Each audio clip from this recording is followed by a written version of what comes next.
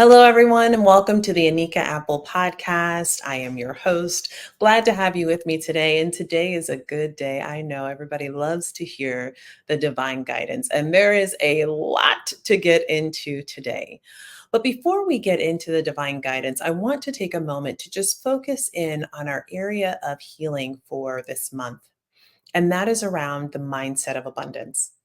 A lot of times we think about abundance and immediately our minds go to financial abundance, which prosperity is an important thing. It is a part of what we can do to contribute to society, to our family and our own legacy, much less the way that we live and enjoy the things while we're here in the land of the living.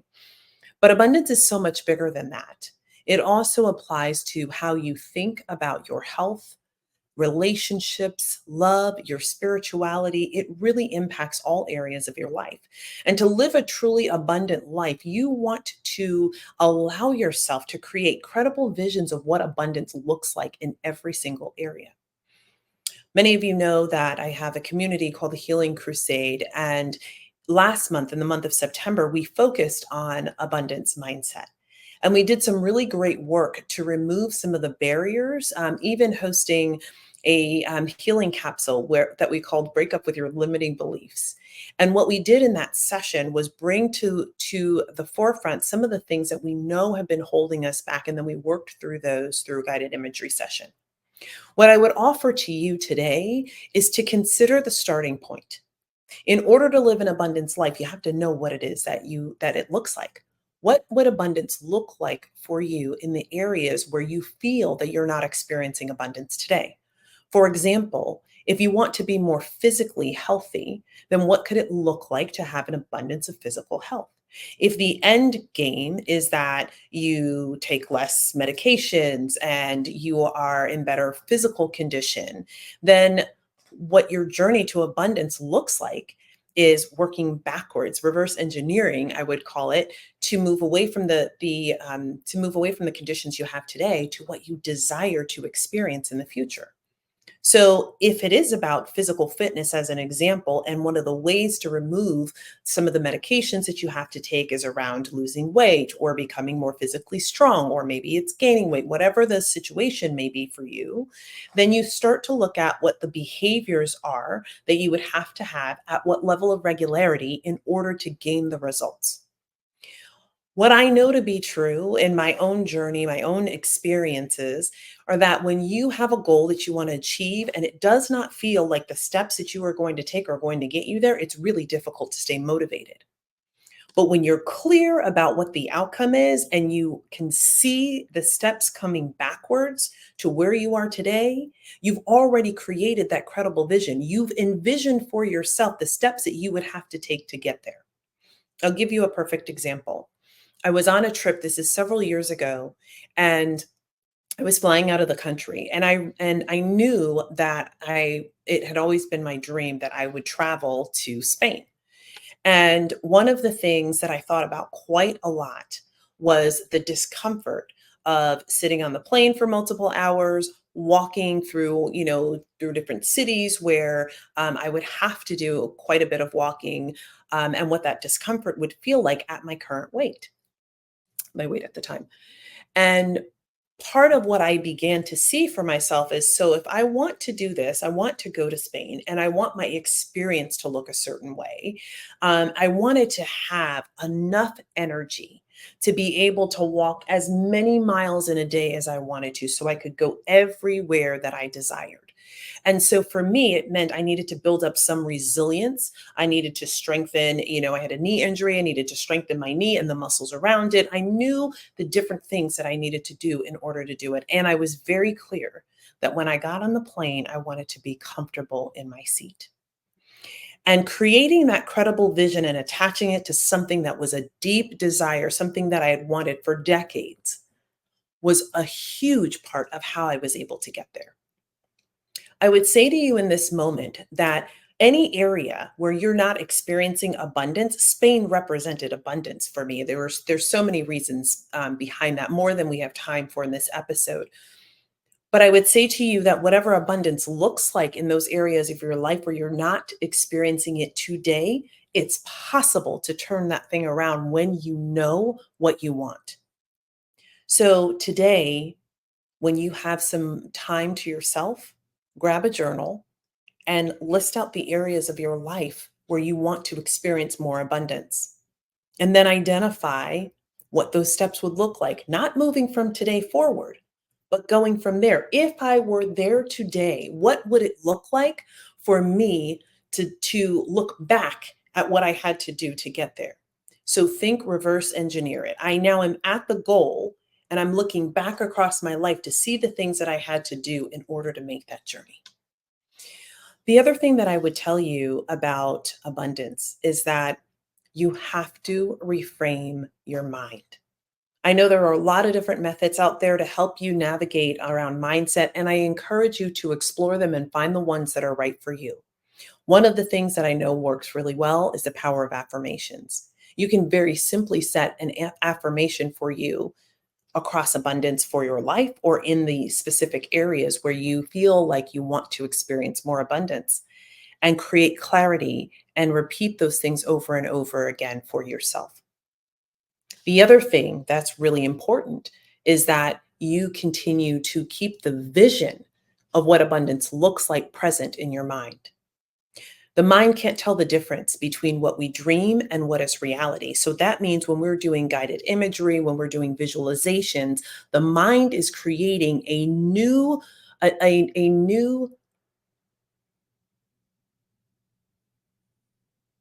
the mind is creating a new credible image of what it looks like for you to experience the life you desire. So, if you imagine your mind as a file cabinet, having a bunch of different things that quantify the different experiences that you've had over your life, every time something new comes up, your mind looks to try and create a connection. So, how does this relate to the experiences that I've had before? For example, when you start to have the fear of taking a risk, it is often because your mind is bringing back every occasion where you had a similar risk, where there was a similar trigger present for you. And it's saying to stay safe, you don't need to do this thing. But what you actually need are more memories of you doing the thing, taking the risks and being successful. And if you don't have a myriad of those in your history, then you can create it through the power of visualization. So if you will take time to envision what it is that you want, what you want yourself to look like, what you want to experience, where you want to go, all of those things, your brain will continue to take those and store those things. Now they're storing them as successful memories. So now you have more in your arsenal. And when you're ready to take the big risk, it's like, oh, I know I can do this. How? Because the visualization helped to create comfort within your body that you are equipped to take on whatever this challenge, whatever the desire, whatever the risk is that you want. So a part of your abundance mindset needs to include you seeing yourself as abundant in every area of your life that matters. And I will leave you with this as we get ready to transition into the divine guidance episode for today. Abundance is around you every day. It is available to you at all times. And trust me, I know. There are some moments where you're like, don't feel like it's here today, sis. And I get it. I have been there. But the truth is that it is present around us. We just don't see it. And when we have been sitting in times of difficulty for a long time, it becomes even more difficult, almost painful to even dream or envision that something we can't tangibly hold could be possible. And that's where faith comes into play. What is faith if not the belief that we apply when we cannot see something? The trust that we place in, I would surrender to you, the most trusted place, right? Are the hands of our creator. We believe that the universe, that the divine, however you might define it for yourself, is capable of bringing to us or bringing us to the things that we desire, to the life that we are purposed to live. At the end of the day, you have the opportunity to create the experience for yourself by enlisting your faith. So, what could it look like for you to sit in whatever situation you're in today and in faith tell yourself that you are abundant, that your creator, who has access to all of the abundance, who created it all, says that you are abundant, that you will have what you need? What could it look like for you to command yourself to believe that your needs are met now and always because of your creator? What could it look like for you to repeat it over and over again in times where things are good and times when things are challenging? So it becomes a part of your mindset. Mindset shifts require repetition, they require them. So the more and more that you can lean in and trust and know that you are on the right path, the stronger you will be. And when you're shifting your mindset, it's work. So remember to take care of yourself and give yourself lots of grace. And with that, I now take you into our divine guidance for the month of October. Buckle up because this is a good one.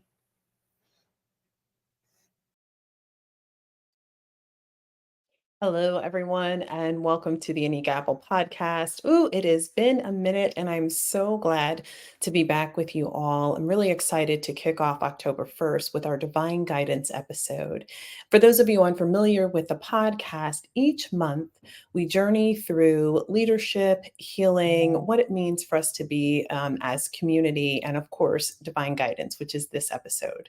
My name is Anika Apple. I'm a trusted advisor and coach and a professional speaker. And it is my honor to be able to provide divine guidance every single month. So that we have an understanding of the time that we're in, what is to come, and that, quite frankly, we hear from the voice of God so we understand what it is that we should be preparing for. October's guidance does not disappoint. There is a lot happening in this month. It's interesting. I was communicating this morning with a couple of sisters of mine, and one of the things that we were talking about is just the heaviness, the weight of the energy. And likely you are feeling a lot of that right now. This is definitely a time that marks a lot of healing. For us individually and as a collective. And a lot of times that feels really, really weighty. So for some of you who might describe yourselves as empathic, you might be feeling like the weight of the world is literally on your shoulders. You may be noticing that there are emotional highs and lows of the people around you, and all of that is geared for this time. But there are a couple things that are happening that are really big.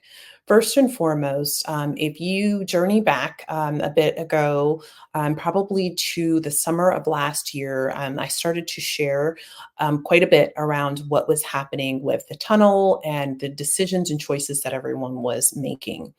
And I foreshadowed a time that would come where we would begin to see what those choices were that people were making. And we are right in the midst of that now. And that creates a lot of complexity. For those of you who have not heard that episode, what I was talking about is basically this moment where God brought us through this tunnel where we were forced to make decisions in the dark, so to speak, so that we could not make decisions based on where other people were going. So, for example, someone could not be in the tunnel and say, I'm going to follow Anika because I know whatever it is that she's choosing is in alignment with God. God's requirement is that each person made their individual decision. And as you made your individual decision, you went on one of two paths, right?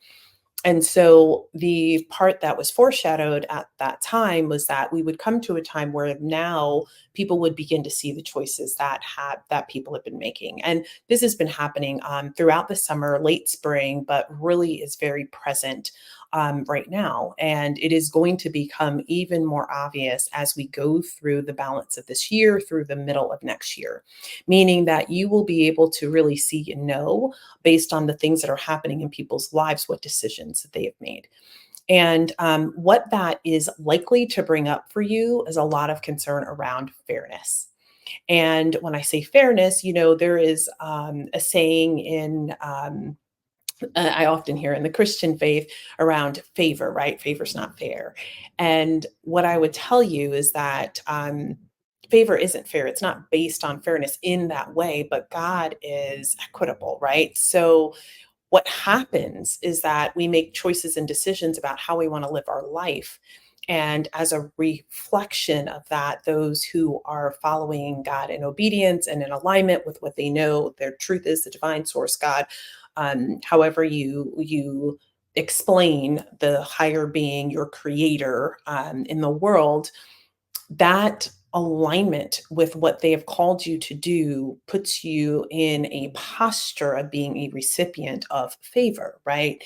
And so, what's important for you to recognize is that if you are someone who's really heavy into fairness, you might be thinking, like, I wanted to experience favor or have things work out for me, right? Let's use it in colloquial terms. I want things to work out for me.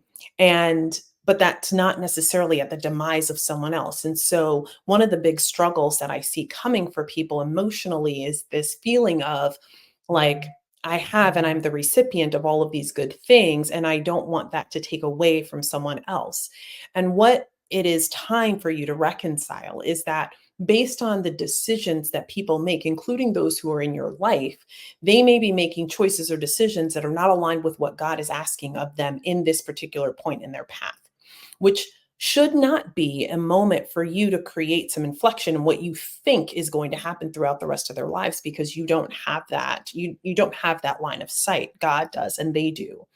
But what you can recognize is that some of the times that people are going to go through is required for them, for their growth, for their development, for their expansion, for their learning, or because of the choices and decisions that they made in the tunnel. And that is it's easy for me to say that. It's harder to navigate through it. How do I know? Because it's been something that I have been experiencing for the last several months as a part of my own journey. Whereas more and more is revealed to me about decisions and choices that people have made, I have had to reconcile with that and navigate through grieving some relationships related to that, and navigate through the understanding that there's a shift in pace for people and things like that. So, what you can do to create comfort for yourself as you go through this particular part of what we'll share today is to resolve yourself to having the conversation with God around what it looks like to be able to be the recipient of the things that God has promised for you without being so deeply afflicted by the choices and decisions that others have made. Many of you will know exactly what I'm talking about because you've been navigating a season where there has been some very clear divides between you and other people in your life, where you've had to release relationships, where you've been navigating maybe through some of the most difficult times that you've had in relationships that seemed like they would always stand the test of time. Whatever it is that you're navigating through, understand this. Grief is a part of the process, the healing process, and it is natural. And in many cases, you might need to grieve those relationships, but let them go. And in some cases, you will let go of relationships that will come back. They will circle back for you in this lifetime, and you'll let go of some relationships that you may never see again. And it doesn't mean you have to be happy about that. But I would encourage you to make your peace with it in whatever ways you can, because holding on to relationships in this season could be really detrimental for you. What do I mean by that? Imagine that you're being called forward to whatever is next for you. And let's call it your blessing, right? Your blessing is attached to you moving to the next level, yet you are standing still, holding on to the people around you because you don't want to leave them, because you don't want to move on. Consider for yourself that perhaps taking that leap to the next level where God is calling you to is an opportunity to inspire and encourage others to do the same. So, if you reframe these moments for yourself, it may help you to recognize that you're not leaving people behind. The other thing that often happens is that sometimes we can't see that people, can put other people in the position of being an idol. And in some cases, for those of you who might be like me and love to help people out of situations and kind of swoop in and, have that somewhat desire to be somewhat of a savior for people, maybe not intentionally, but you find yourself stepping in, you can be right in the way of what God is trying to do. It might be interesting for you to think about the moments in your life where God had to break you down, so to speak, so that you recognize that you were living not because of all of the wonderful, incredible things that you've done, but truly at God's grace, that you were living for God, that you were able to do what it is that you've accomplished in this lifetime because of what God has placed on the inside of you, the purpose that God gave you, the skills that God helped you to develop, the experiences that God led you and even carried you through that have now prepared you for what it is that you're doing at this chapter of your life. And so, going through that time of brokenness or being in the cave or whatever you might call it, the times of challenge, and where destruction is happening in your life and where there's excavation and where you're really working to see yourself, all of that work happens so that you can be in position today for the preparation of what is tomorrow. And in some cases, there may be people around you who have not gone through that season yet. And so holding on to them or shielding them from that season will stand in the way of them being able to grow at the clip that is possible for them. So, first and foremost, reconcile with yourself that this is not a time for you to look at things being fair. And I want to double click on that for a moment. A lot of times we think about things like we think that because things have been a certain way for a time, perhaps there is a group of people who maybe have suffered, right, at a much more significant clip than others. And we think that for things to be fair or even, they just need to come up to the level of where everybody else is or where the majority is. But that actually is not true. If we want things to be even, we have to go back historically and look at the impetus. We have to look at the root cause, the place where the inequity started, and reconcile from there. That is a very different place than looking at October 1st of 2024 and saying, here's how we get to all be even. That's not the same thing because all of the opportunity in business, we call it opportunity cost, right? All of the opportunities that have been lost by that group of people, using this as an example, that has to be reconciled. And that goes back generations and generations and generations, or for whatever time period that particular group might have been in suffering. There have been times and movements across the history of the world where there has been that kind of reconciliation. There are a lot of groups right now sitting in places where that is not happening and it's not equitable in this time. And so I want you to think about that from a spiritual sense. So if there are some that are choosing to walk in alignment with God today and who are walking in obedience and who are experiencing favor because that's what God's covenant said to them that they would be able to experience, there is not going to simply be this automatic equality of people who are not following in God's obedience. Like it just cannot be like that. And so what that means is that for people who are walking in accordance with what God has called them to and are continuing to surrender and all of the things that you know to do, that favor is going to be an exponential elevation above the places and people who have chosen to hold down those whom God has called. So there is a big reconciliation that is to come. And for those of you that are new to me, um, there's more probably that I can capture in the time that I have today, but I would just say to you that I am in a season right now where I'm watching things that God showed me and that I've spoken about from 2020, 2021. I'm watching them all play out before us right now. One of the big things that I shared a couple of years ago was around exposure season, right? And we highlight exposure season all last year. And what I talked about is that exposure starts off and really it's big around systems and corporations. And then we're starting to see the exposure of people. And we've been seeing that all throughout this year. There is a ton more of exposure to come, a ton more. And what I would tell you is that even as we're seeing this exposure, we're not necessarily focused on the right thing. There's a lot of looking at people. We can use P Diddy as an example, right? There's a lot of looking at the person and the behavior, but what we really need to be focused on is what is this showing us? What is this an example of? What kind of underlying behaviors and acceptance and systems have allowed these kind of behaviors to go on. That's the stuff that we're supposed to be focused on, right? Not whose name is on the list and how many people are going to show up and how many people this is going to implicate. I'm not saying that is not something that you can have awareness of, but don't spend your time in conversation around that. Bring your conversation to what has to be done to ensure that there's not someone else that can elevate to this same kind of thing. If we've looked back across history, we've seen a lot of people with the allegations that he has today who have actually done the things. It's been proven that they've done these things, and yet there hasn't been a true and genuine fall from grace, right? There hasn't always been a true reconciliation of the actions that they have taken. And so, my point to you in this moment is that there's a lot of things right now that are being exposed that are creating distraction, but there's no action behind it. And that is a problem for us because ultimately, these things are being shown to us so that we can do something about it.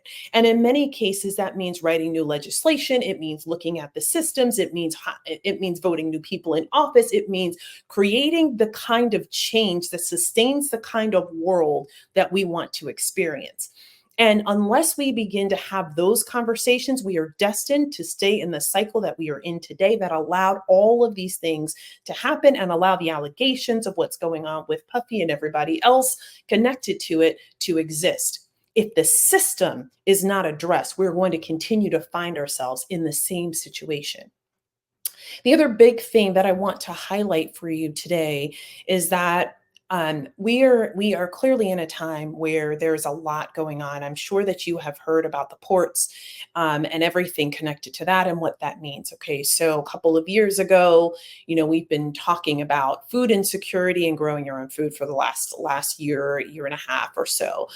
We've been talking about what happens when the relationships between the US and other countries really start to fail, and with something like what is being suggested that could happen with the ports, is this would be a perfect opportunity for some of that unrest to really come to the surface, right? And if you think about the things that we are seeing happen from a climate perspective, well, we're right in the midst of feeling the impacts of climate change. I know that I live in the state of Georgia, in the Atlanta metropolitan area, and quite frankly, what we saw with this tropical storm and what I've been seeing on the map is really uncommon for us to have the pathway that I see of the storms. And what's interesting is that what God showed me back in 2020 is that Atlanta would experience a lot of water. And I'm going to say a lot of water. You know what that word means when there's a lot of it coming at the same time and what happens. And so we're finding ourselves in these moments where these things are coming into fruition. And it's important for us to keep our ears close to God so that we are clear about the instruction. This definitely is a time for you to be thinking about what provisions you need.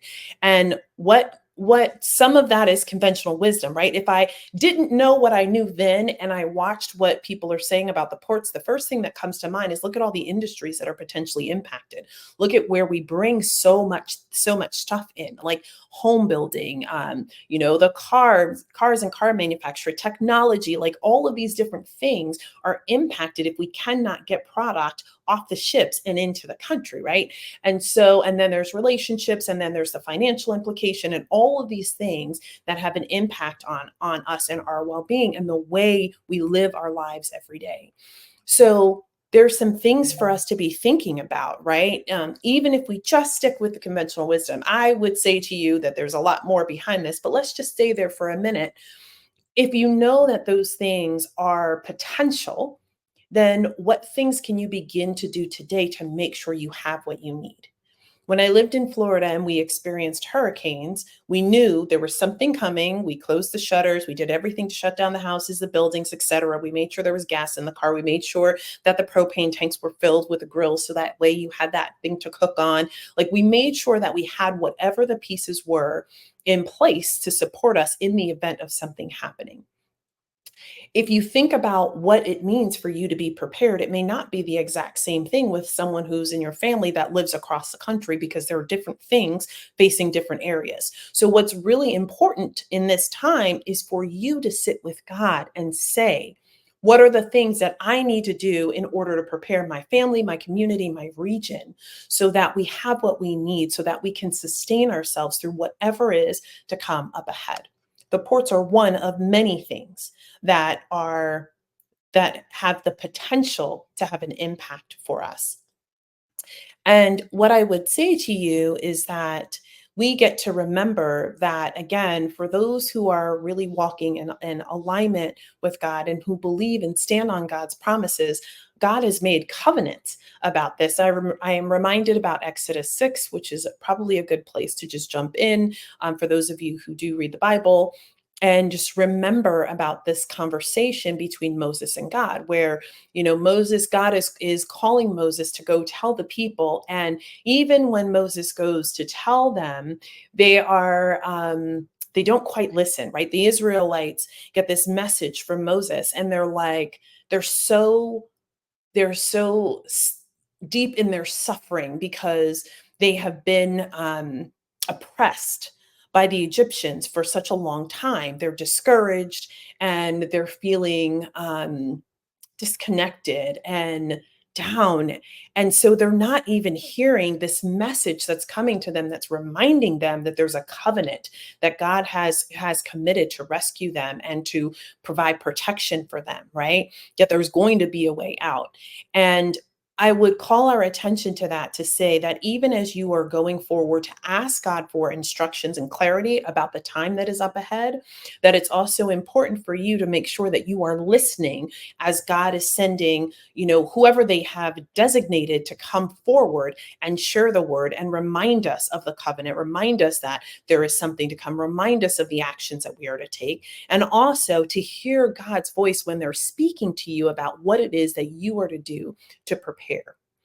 Um, there is no more salient direction or instruction that I could give you, or that any prophet could give you, than to make sure that you are sitting with God. Everything that you experience, every conversation you have, every decision that you make, nothing is too small for you to take it to God.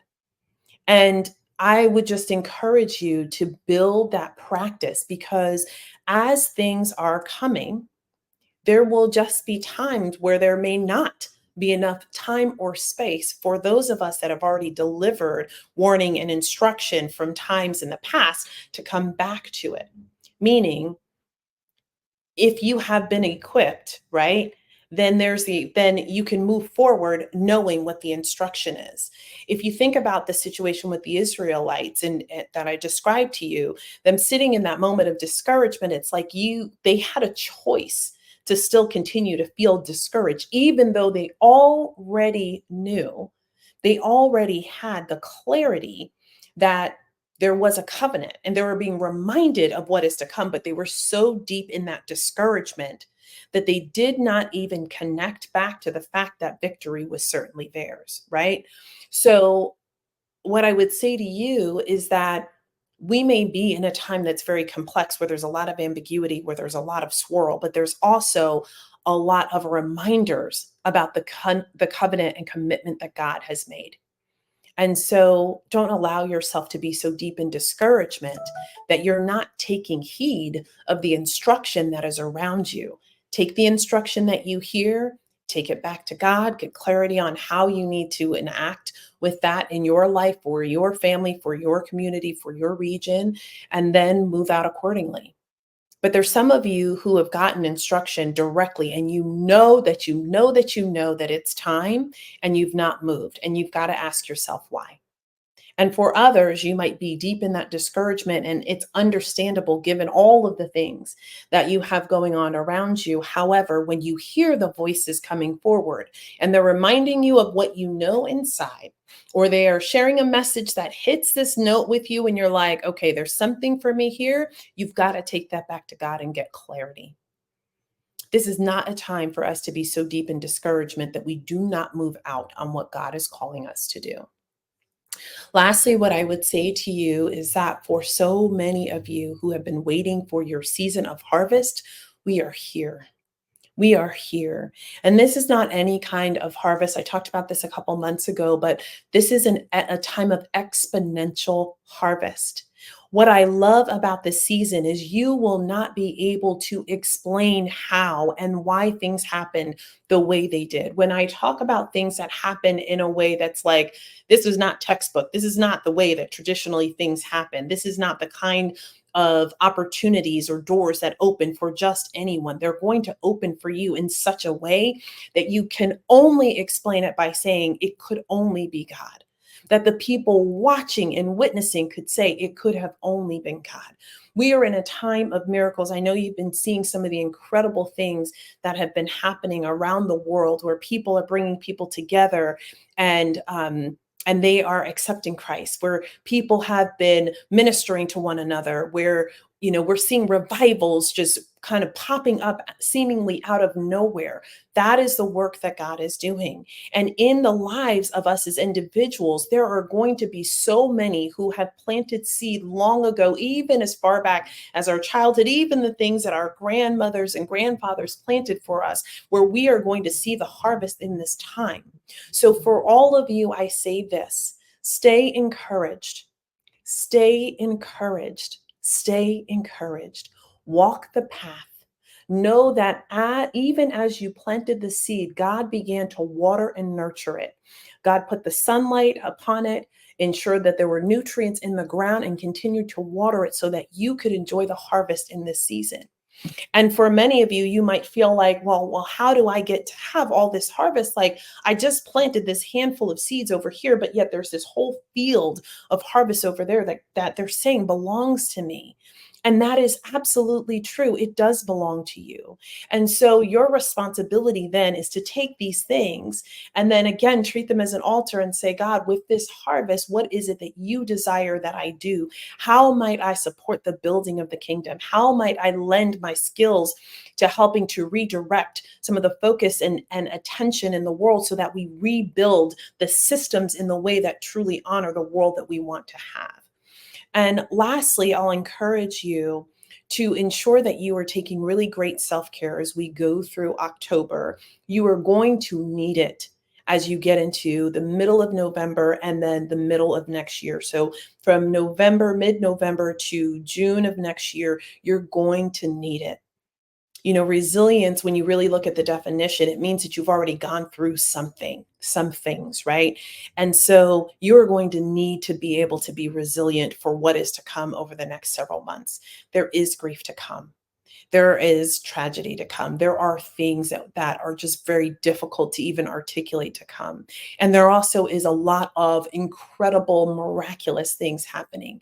And many of you are standing right. I was describing it this morning. It's like as if you have one leg over on one side where it's like just, like there's destruction happening, and one leg on the other side where it's just pure beauty, love, grace, and the harvest season.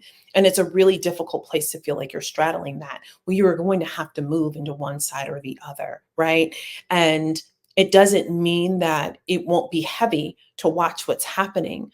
But if you have been called and asked to build and asked to design and asked to uplift, then we need you in position so that you are doing what it is that you are uniquely designed and called to do in preparation for what God wants to bring forth. It is such an important time for us right now to stand in alignment with our purpose. And if you are wrestling at all with what you are called to do, with what your purpose is, then I encourage you to connect with someone who can help and support you along that journey.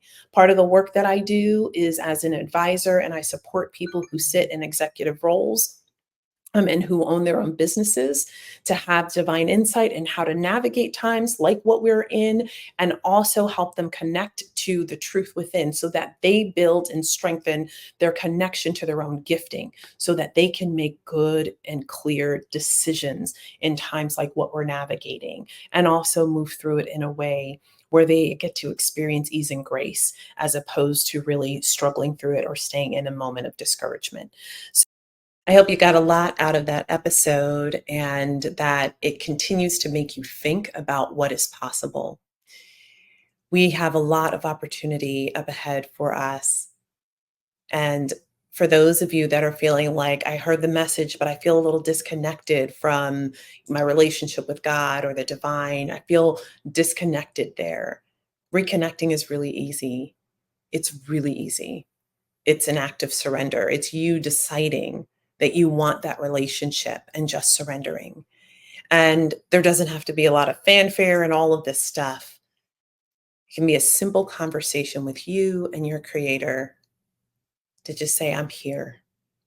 I don't know how to do this. I don't know what all to say, but I know I want to experience the life that you have designed for me, that I want to fulfill the purpose you placed inside of me, that I want to experience the life that I've co created with you.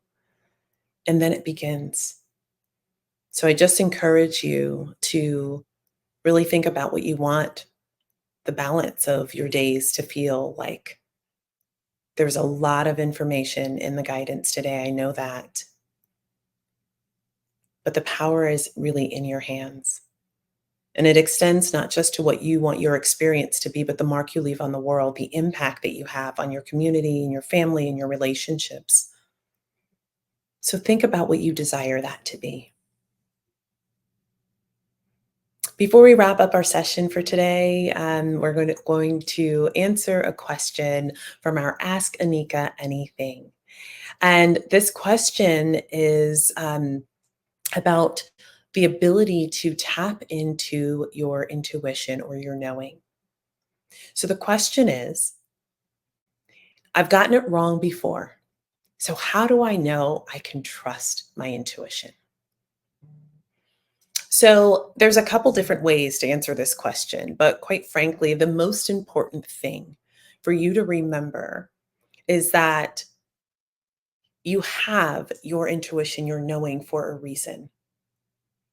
It is to remind you or bring your attention to that there is something present for you to be aware of. And now you're like, but what about the thing that I'm like intuiting? Like, what about the thing I'm feeling? What about the thing I think I know, but I'm not sure if I actually know it? Like, pause on what the thing is for a moment and let's just talk about the feeling. So this feeling of knowing, this emotion, the sense that you are connected to something that's happening is a really important experience for you to own first. How can you learn to trust something if you won't fully acknowledge that it's there? Think about the number of times where you might have said, I thought something was up with that. Or I was thinking about you and then the phone rang. Think about the number of times you respond in such a way that's like just complete surprise. You get to ask yourself in this moment if you are really owning the fact that you do know more than what sits in your consciousness. We are connected in ways that we have yet to really explore. More to come on that in the future. But that said, the starting point has to be that you acknowledge that you have intuition, intuitive gifting, that you are connected, that you are sensing, that you're able to know and ascertain things without having them physically shown or told to you. And so part of it is embracing and being open with what that means for you. And I encourage you to ask yourself that question, to sit in, a meditative space or a prayer time and ask, what does it mean for me to know? For me to have intuition about things, for me to feel connected, what does it mean? What scares me about it? And what do I think is valuable about it? No, intuition is a skill that can be honed and grown, right? As a prophet, I would tell you that I knew a lot of things, but I didn't know why I knew those things, and I wasn't sure what to do with those things. And it required work, really, most importantly, the one on one work between me and God in order to have a really good understanding of what God was trying to show me and teach me. So I would start with, what does it mean to you for you to know? And then how can you begin to create clarity around why it matters for you? And then you can move to, okay, so what's this thing saying? Like, what is it teaching me? Your intuitiveness is a gift. It is a gift. It is also a gifting. And so when you have a gifting and you want to understand what you were to do with that, why you have it, you've got to go back to the creator, the one that gave it to you and had a purpose for you to have it. Back in the younger days of my life when I knew that there was something I would not have called it prophetic, but I knew there was something there. I did not know exactly what God wanted me to do with it. Other than there were moments where I might say to someone, you might want to think about, and then ultimately that would have some kind of beautiful impact on their journey should they think about those things and take them to God. So the question you get to ask yourself is, so if I chose to lean in and trust my knowing, what behavior or cycles or narratives have I been experiencing that I would have to change? Because what has to happen for you to be able to embrace your gifting is that you have to let go of the things that you are noting in the question around what if you get it wrong? Let me say this, that there's a lot of time that we spend on worrying about getting things wrong. We often spend a lot of time on things in the past, like if I had done it this way, and that always sends to us a signal that somehow we didn't get it right. But what if things happened exactly in the way they were supposed to? Even though the way they turned out is not what you envisioned or hoped or asked for? What if they were exactly as they are supposed to be? Because the way that they happened has prepared you for this very moment. And if they hadn't happened in this way, you wouldn't be ready for what is available to you today. I don't mean this to say that you can never make a mistake or anything like that. But what I do mean to say is, who categorizes things as a mistake? You do for yourself, right? So we choose to call things mistakes when they don't work out the way we envision them to be, because it's what we've been taught in school. If you didn't get the answer exactly right, it was a mistake, right? I can remember even doing math problems and I'm like, but I got to the right answer, but you had to show the work because they wanted to make sure that the pathway that you used to get there was exactly what they were teaching you because they were teaching you a process, right? But at the end of the day, if I got to the answer, so we are conditioned to think that if we don't do things in the right way, if it doesn't come out exactly the way it was supposed to, that we must have made a mistake. And that's not how God operates. It's just not. So the challenge is to unlearn this mindset of like everything that happened in the past that didn't go the way I thought was I did something wrong and now I can't trust myself. You have to unlearn that particular narrative. It's time to deconstruct the narrative that helps you to hold on to this belief that you don't truly know. That's part of why you question your intuition or whatever other gifting it is that you might apply for those of you that are like, yeah, this I'm glad you're answering this question.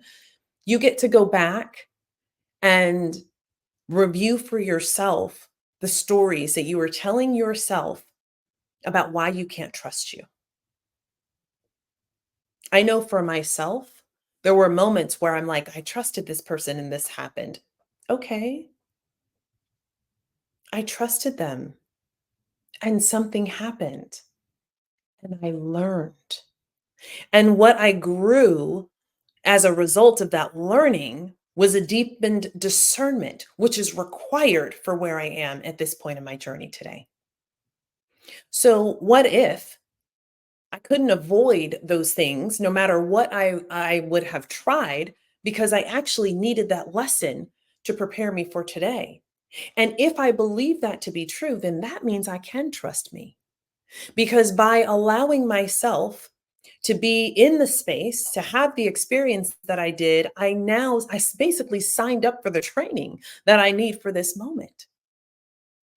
We treat life as if it is this finite thing that has to be just right, instead of allowing it to be a lesson like we're in a course, a journey, right?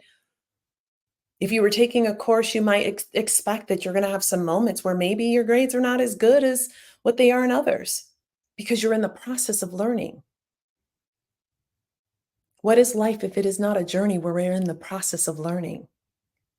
So I encourage you, I want to answer your question around the intuitiveness, but I think it's really important that you can see the reframe here too.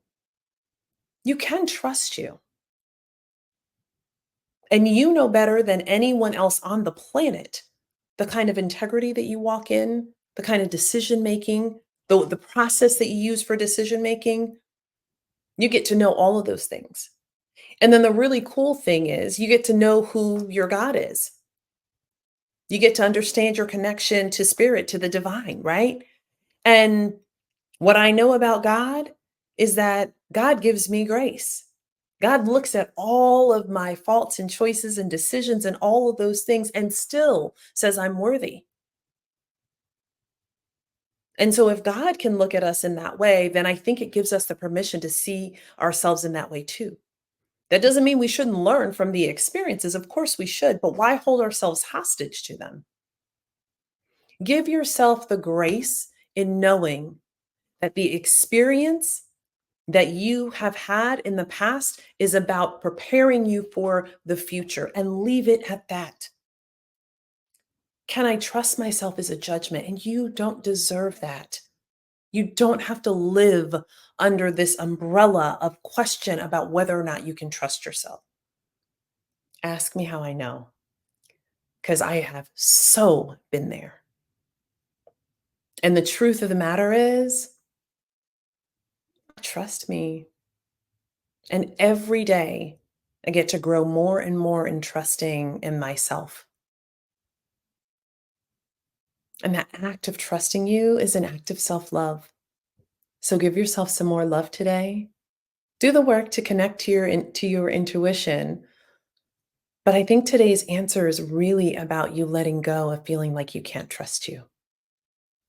That's all the time that we have for the Anika Apple podcast. But I encourage you to join us next week when we talk about leadership. The following week, we will be back in our community talking about what matters as we create a community. And of course, we will finish out the month's episodes with an episode around healing. I wish you all peace and blessings, and I'll see you next week on the podcast.